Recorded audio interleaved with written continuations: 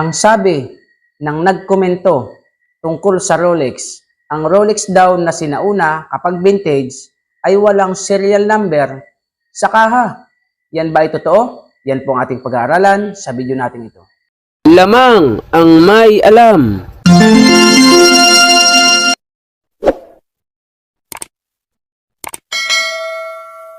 Lamang ang may alam. Pagkilapis ng ginto'y eksperto ko. Magandang panahon po sa inyo mga kaibigan ko dito sa ating channel, More Than Treasures. Kumusta po kayo? Nawa ay nasa mabuti tayong kalalagayan. Sa video po natin ito ay bibigyan nating linaw ang isang komento ng ating tagapanood na si Ricky Valencia tungkol po sa Rolex. Ano po? Ang sabi niya ay ganito: ayusin mo ang paliwanag, ang vintage na Rolex, walang serial number sa kaha. So bago po yun, shout out po kay Ricky Valencia.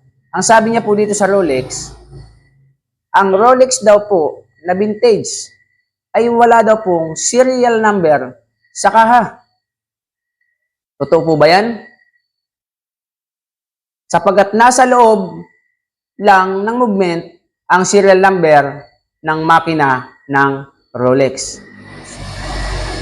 So yung serial number daw po ng Rolex ay nasa loob lamang ng makina. Yan ang kanyang pagkakaalam at pagkakasabi. Wala daw po sa kaha. Nagsimula lang ang serial number ng kaha pagpasok ng taong 2000 bilang added security feature na may peke na rin. Yung logo sa salamin may peke na rin.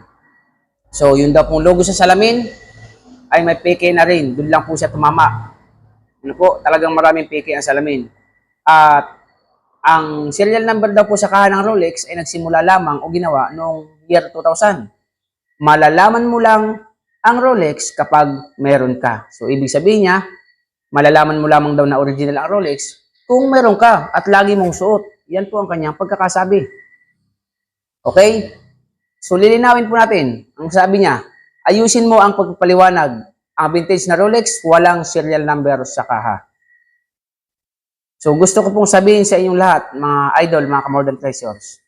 Lahat po ng Rolex, ano po, ay hindi pwedeng mawalan ng serial number dito sa case. Sa katapat ng 6 at sa katapat ng 12. Lagi po yang may serial number. Ngunit ang sabi ni Ricky, ano po, ay wala daw serial number ang vintage na Rolex sa kaha. Ngunit ito naman po sasabihin ko sa inyo, mali po ang sinasabi niya. Siguro yung suot niya pong Rolex na vintage ay walang serial number. Ano po? At malalaman mo lang daw ang original kapag lagi ka may suot at meron ka po nito. So ulitin ko po sa inyo. Ito po mga top secret, ituturo ko sa inyo about Rolex. Lahat ng Rolex, yan po ay may serial number sa tapat ng 6 at 12. Kailangan parehas po meron yan. Okay? Bakit? Dahil ang serial number na yan po ang magpapahiwatig sa iyo, yan po ang magsasabi sa iyo, yan ang magpapaliwanag sa iyo kung kailan o anong taon ginawa ang Rolex mo.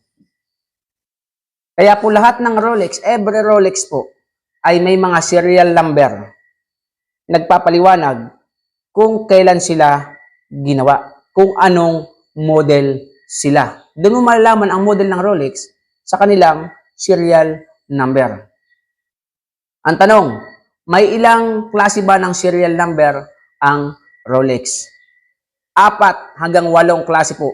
Ang Rolex po ay 4 hanggang 8 digit.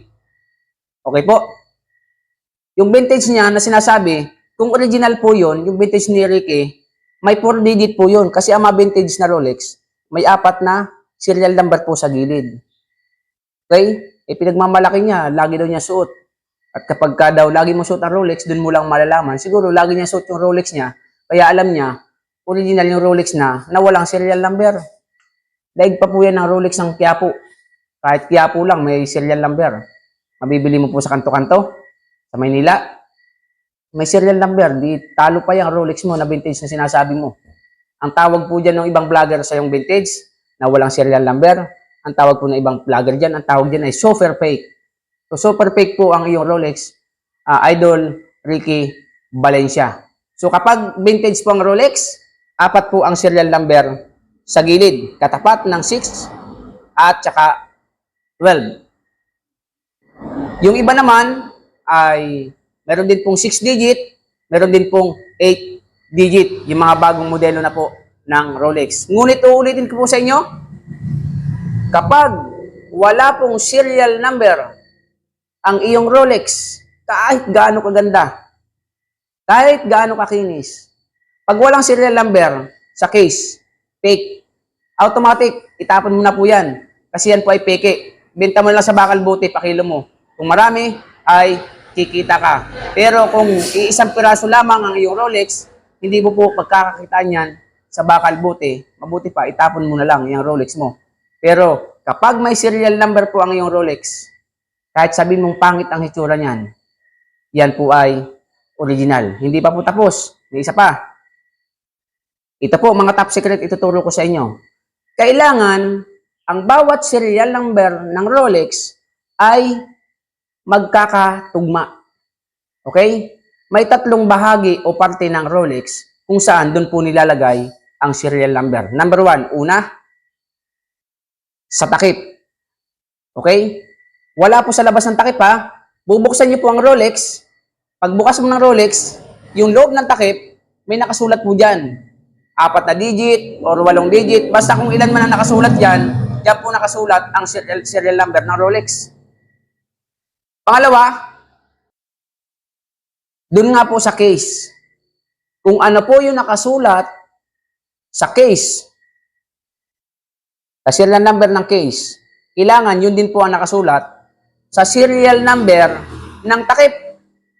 Kung ano po yung nakasulat sa takip na serial number, kailangan ganun din po yung nakasulat na serial number sa case.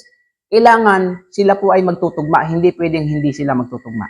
Pangatlo, nakasulat din po ang serial number ng Rolex sa movement, sa makina. Malapit po sa balance wheel.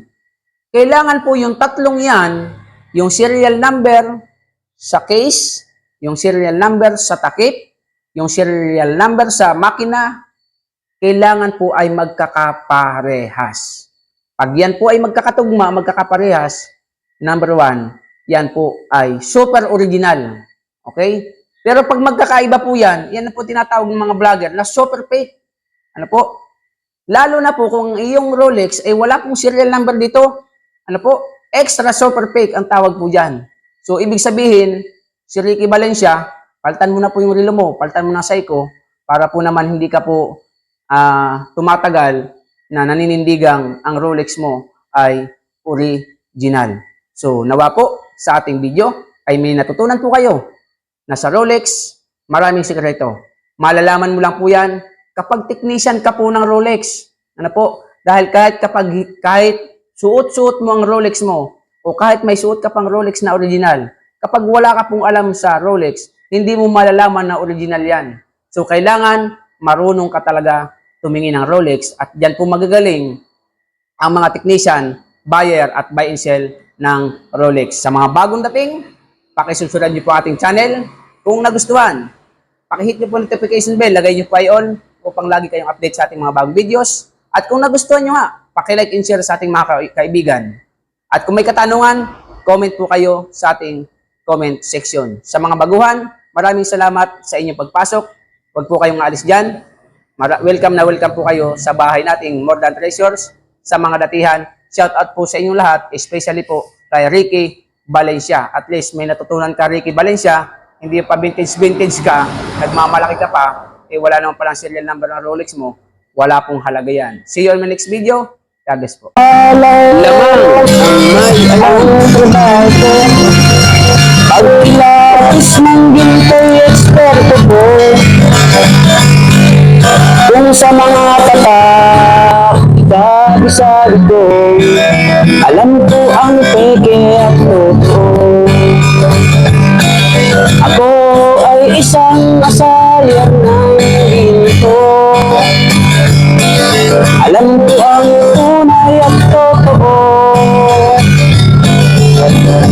Kung usapan ay alas lang, yan ay kaya nating patunayan. Ako ay alahero at asalyan ng ginto. Alam ko ang tapat na totoo.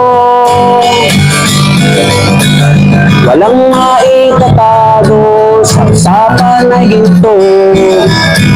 Pagkat ang alahero'y eksperto sa ginto.